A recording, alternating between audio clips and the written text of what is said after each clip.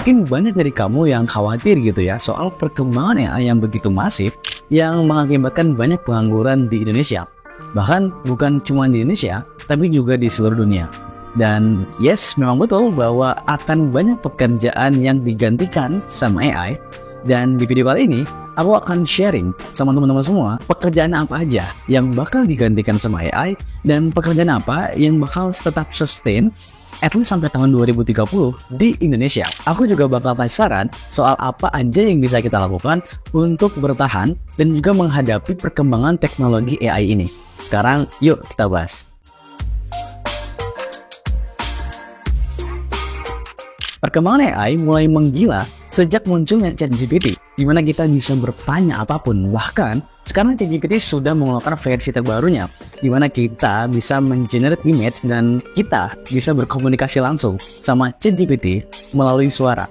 Nanti akan aku demokan kepada teman-teman. Dan intinya adalah banyak pekerjaan yang sudah digantikan dengan adanya AI ini, mulai dari desain grafis, voice over, video editor. Semua foto-foto yang kamu lihat di sini adalah hasil dari AI.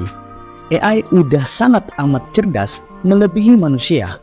Ingat, kita nggak bisa menang melawan AI, tapi kita bisa manfaatin AI. Aku akan membagi video ini ke dalam 3 bagian. Yang pertama, kabar baik dan kabar buruk. AI adalah kabar baik sekaligus kabar buruk. Buruknya adalah akan banyak orang-orang yang dipecat dari pekerjaannya karena perusahaan akan lebih suka menggunakan AI dibandingkan manusia. AI itu nggak pernah ngeluh, nggak pernah komplain, nggak pernah demo, nggak pernah minta untuk naikkan gajinya dan seterusnya. So akan sangat make sense kalau di kemudian hari kita akan melihat ada begitu banyak pekerjaan yang digantikan sama AI. Pertanyaannya adalah, apakah kamu sudah siap? Tapi sisi baiknya, AI dapat membantu pekerjaan manusia menjadi lebih cepat dan lebih mudah. Bahkan satu orang bisa mengerjakan 2 pekerjaan sekaligus dengan adanya bantuan AI. Atau sesimpel, ketika kamu pengen belajar bahasa Inggris, kamu bisa menggunakan bantuan AI untuk melatihmu atau untuk menjadi lawan bicaramu dalam belajar bahasa Inggris. Contohnya seperti ini, di mana aku menggunakan AI dari ChatGPT versi terbaru untuk berkomunikasi dengan dia untuk menjadi lawan bicaraku, melatih pronunciationku dalam bahasa Inggris. Hi, how are you? Can we talk right now in English? Are you sure I'm doing well? Yes. You can definitely talk in English right now. How are you today? I'm good, thank you. How about you? Glad to hear that you're good. I'm doing well, thank you. How was your day? So currently I do my editing for my YouTube channel. Can you say hello to my audience? Of course, Yusril. Hello to all of Yusril's amazing audience. I hope you're all enjoying your content and having a great day. Thank you so much. Bye-bye. You're welcome, Yusril. Talk to you later. Bye-bye. Untuk bisa bertahan, kamu harus dan wajib belajar teknologi dan AI. Tidak cuma dewasa, tapi orang tua dan juga anak remaja itu harus belajar teknologi dan belajar tentang AI. Kalau ada yang bilang udah terlambat nih untuk belajar AI udah terlalu jauh. Please teman-teman, gak ada kata yang terlalu jauh, gak ada kata terlambat untuk belajar. Kalau ditanya kapan waktu yang tepat untuk belajar, maka jawabannya adalah sekarang juga. Sekarang juga adalah waktu yang tepat untuk teman-teman belajar tentang AI sebelum teman-teman semakin tertinggal jauh dan sebelum teman-teman menyesal dan terlambat. Penulis fiksi ilmiah yang bernama Arthur C. Clarke pernah bilang bahwa teknologi apapun yang cukup canggih itu nggak bisa dibedakan dengan yang namanya sihir. Kalau kamu punya mesin waktu dan kamu kembali ke abad 12, kamu bilang sama masyarakat di abad 12 bahwa kamu bisa ngomong sama orang yang jaraknya ribuan kilometer jauhnya dari kamu. Kamu bisa melihat foto dan video dia secara real time, kalian bisa berkomunikasi secara real time, maka apa yang akan dikatakan masyarakat di abad ke-12 itu? Tentu kamu akan dianggap sebagai ahli sihir, karena tidak ada teknologi yang secanggih itu di abad ke-12. Tapi di zaman saat ini, semua itu adalah hal biasa, karena teknologi itu memungkinkan kita untuk melakukan hal-hal yang di luar batas kemampuan manusia di abad-abad yang terdahulu. Bagian kedua yaitu pekerjaan-pekerjaan yang akan digantikan oleh AI.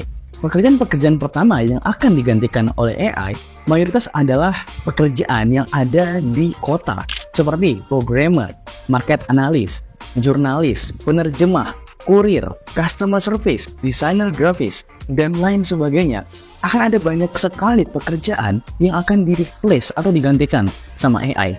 Kalau kita nggak belajar, maka kita bakal digantikan sama AI. Itu kalau di kota. Bagaimana kalau di desa? Nah, kalau di desa itu beda cerita. Pekerjaan seperti petani, peternak, atau pedagang grosir itu nggak akan digantikan dengan AI dalam waktu yang cukup dekat. Tapi di luar negeri, petani sudah mulai digantikan dengan drone AI. Jadi, kalau teman-teman mau bertahan dan kalau teman-teman mau aman, teman-teman harus bisa manfaatin teknologi AI supaya teman-teman tidak tergerus dengan teknologi AI yang semakin canggih dan jujur aja semakin mengerikan. AI akan bikin pengangguran makin banyak, akan membuat masyarakat tidak memiliki daya beli yang tinggi lagi karena tidak adanya uang, dan inflasi akan tetap makin tinggi. Kalau teman-teman lupa, inflasi itu apa? Inflasi adalah ketika mata uang kita semakin turun nilainya.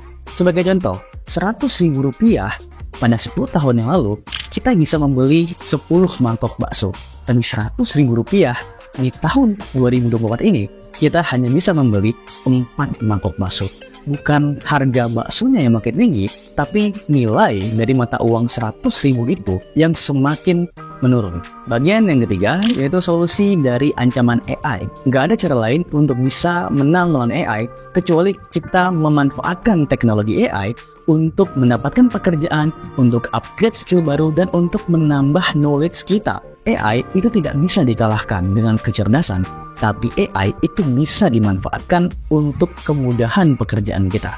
Anak-anak remaja harus mulai masuk ke dalam Web3 dan juga blockchain, harus mulai coding di Web3 karena industri Web3 sedang growth gila-gilaan.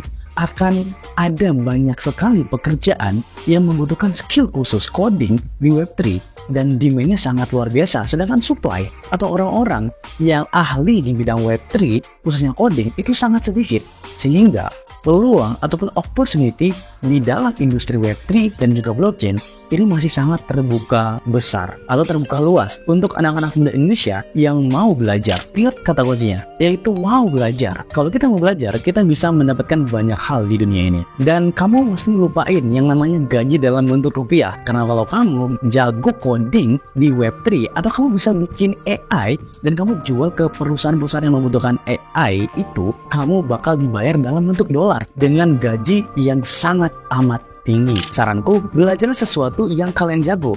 Gak peduli kalian suka atau enggak. Setelah kalian dapat uang yang banyak dari hal tersebut, kalian baru boleh mengejar passion kalian. Karena passion itu tidak menjamin bahwa kalian akan mendapatkan uang yang banyak. Terakhir, jangan pernah nabung dalam bentuk mata uang fiat. Jangan pernah nabung uang yang banyak dalam bentuk rupiah di rumah kalian atau di bank-bank kalian. Itu tidak akan pernah membuat kalian kaya. Kalau zaman dulu itu punya statement atau istilah bahwa nabung itu pangkal kaya, tapi menurutku sekarang udah nggak relevan lagi. Nabung itu tidak membuat kaya, justru nabung itu pangkal miskin. Investasilah yang membuat teman-teman itu kaya, karena inflasi itu nyata adanya. Inflasi adalah sesuatu yang mencuri uang teman-teman setiap malam tanpa teman-teman sadari. Kalau dibilang pemerintah bahwa inflasi adalah 3-4% per tahun, nyatanya di lapangan inflasi itu bisa mencapai 10% per tahun. Kalau dalam 5 tahun teman-teman hanya menabung mata uang fiat, teman-teman sudah kehilangan sebesar 50% nilai dari mata uang teman-teman. So, jangan pernah menabung dalam bentuk mata uang fiat, tapi investasilah. Mulai dari saham, reksadana, obligasi, kripto, emas, apapun itu, investasi.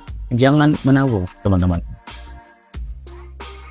So, itu dia video hari ini. Semoga video ini bisa menjadi wake up call untuk teman-teman semua tentang bagaimana perkembangan AI yang begitu masif dan kita mesti ngapain dengan adanya teknologi AI ini. Semoga teman-teman suka. Jangan lupa like, comment, share, dan subscribe channel ini. And see you in the next video. Bye-bye.